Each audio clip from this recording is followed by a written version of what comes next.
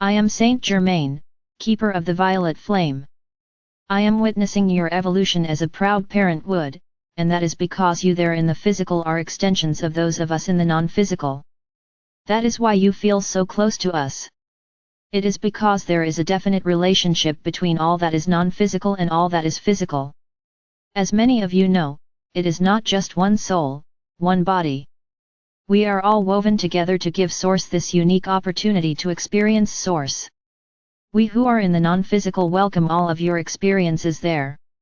We do not judge any of them or consider any of them better, but we seek to guide you towards the ones that you consider better, the ones that are more in harmony with who and what you really are.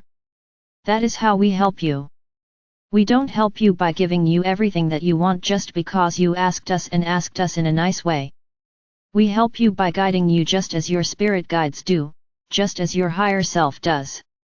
In this message, I would like to guide you to your impulses, your urges, your desires. They are given a bad rap there on earth. Many people talk about urges, desires, and impulses as though they are dirty things to be avoided, to be squashed down, and others talk about how they come from the devil, how they are temptation. But I want to tell you something right here and right now that many of you have forgotten.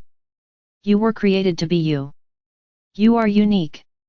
You are an aspect of Source, and all of your desires are valid experiences.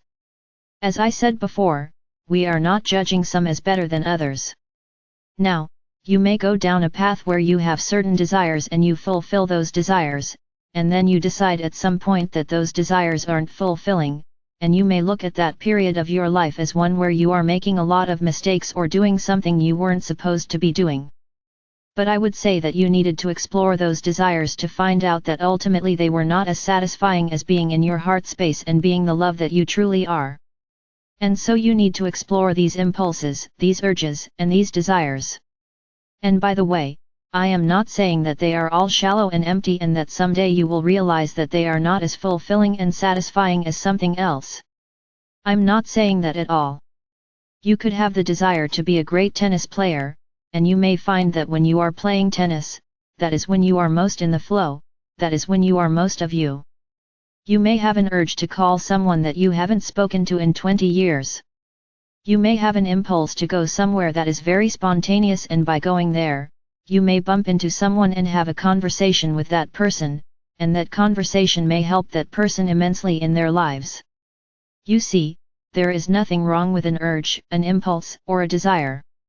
They are all there to inform you of what is most appropriate for you to be doing or to be talking about or putting your attention on. You are there to have experiences, not to deny yourselves of experiences so that you can appear holy, saint-like, or live a monastic life. Decide for yourselves what your spirituality is, and then throw yourselves into that wholeheartedly, and expect no judgment from the other side or at the pearly gates or at any other time from any of us who are observing and witnessing you in your glorious lives that are filled with things that you want to experience. And your lives are filled with those wants because they are meant to be just as you are meant to be you. I am Saint Germain, keeper of the violet flame.